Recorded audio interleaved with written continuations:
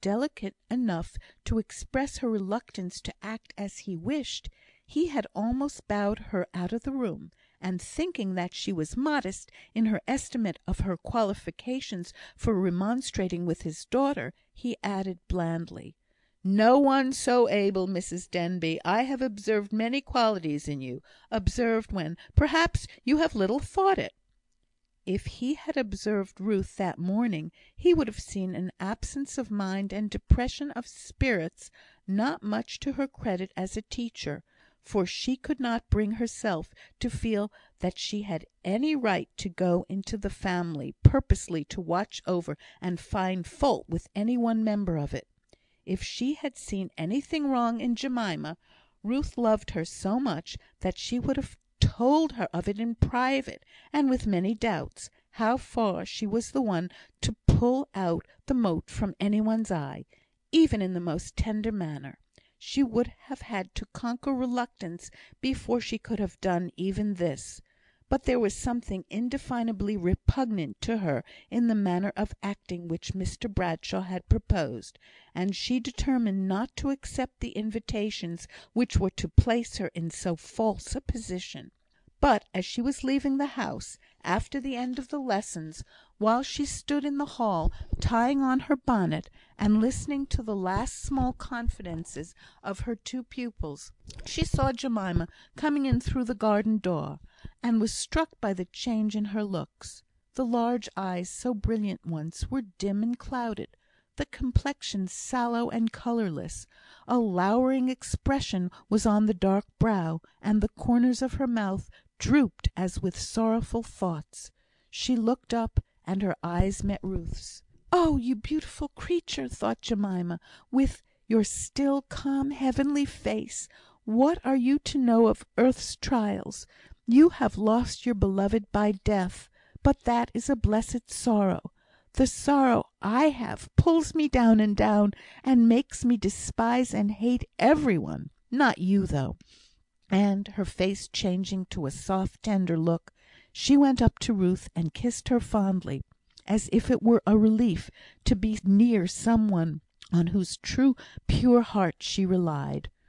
Ruth returned the caress, and even while she did so, she suddenly rescinded her resolution to keep clear of what Mr Bradshaw had desired her to do.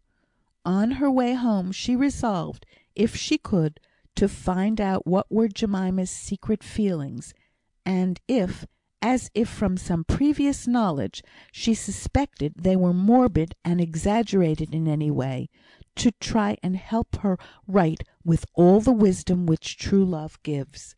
It was time that some one should come to still the storm in Jemima's turbulent heart, which was daily and hourly knowing less and less of peace.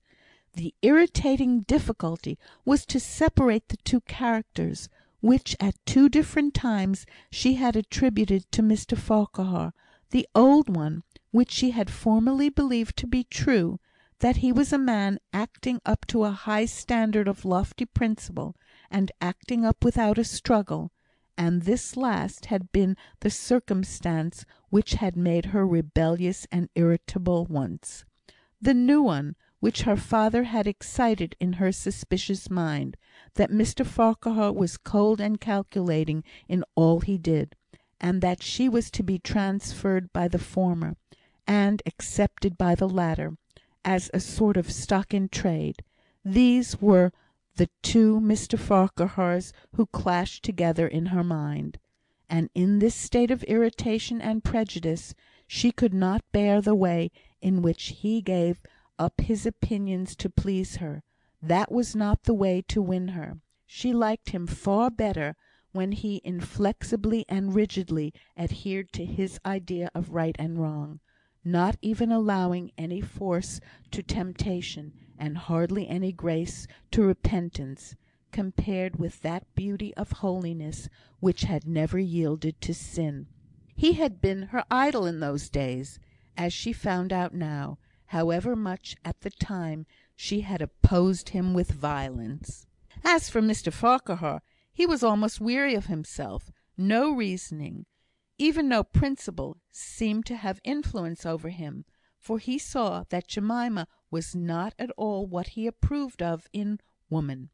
He saw her uncurbed and passionate, affecting to despise the rules of life he held most sacred, and indifferent to, if not positively disliking, him, and yet he loved her dearly. But he resolved to make a great effort of will, and break loose from these trammels of sense. And while he resolved, some old recollection would bring her up, hanging on his arm, in all the confidence of early girlhood, looking up in his face with her soft dark eyes, and questioning him upon the mysterious subjects which had so much interest for both of them at that time, although they had become only matter for dissension in these later days. It was also true, as Mr Bradshaw had said, Mr Farquhar wished to marry, and had not much choice in the small town of Eccleston.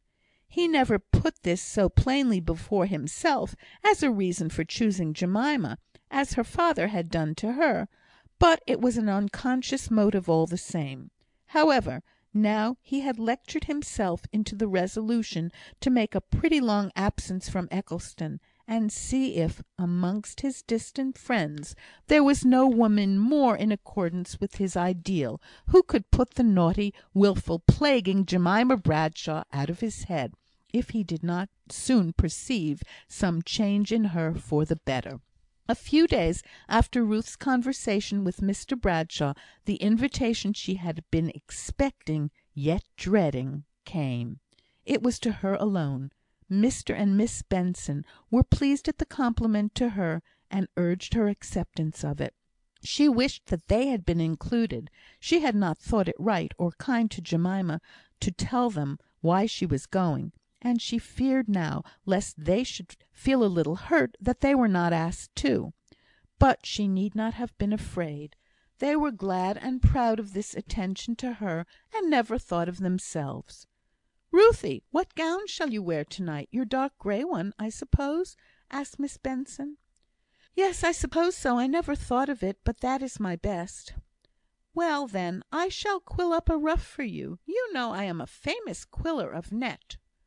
Ruth came downstairs with a little flush on her cheeks when she was ready to go. She held her bonnet and shawl in her hand, for she knew Miss Benson and Sally would want to see her dressed. "Is not mamma pretty?" asked Leonard, with a child's pride. "She looks very nice and tidy," said Miss Benson, who had an idea that children should not talk or think about beauty. "I think my ruff looks so nice," said Ruth, with gentle pleasure. And indeed it did look nice, and set off the pretty round throat most becomingly. Her hair, now grown long and thick, was smoothed as close to her head as its waving nature would allow, and plaited up in a great rich knot low down behind. The grey gown was as plain could be. "You should have light gloves, Ruth," said Miss Benson. She went upstairs, and brought down a delicate pair of Limerick ones, which had been long treasured up in a walnut shell. "They say them gloves is made of chicken skins," said Sally, examining them curiously. "I wonder how they set about skinning 'em." "Here, Ruth," said Mr Benson, coming in from the garden. "Here's a rose or two for you. I am sorry there are no more. I hoped I should have had my yellow rose out by this time, but the damask and the white are in a warmer corner, and have got the start." Miss Benson and Leonard stood at the door and watched her down the little passage street till she was out of sight. She had hardly touched the bell at Mr Bradshaw's door when Mary and Elizabeth opened it with boisterous glee. "We saw you coming. We've been watching for you.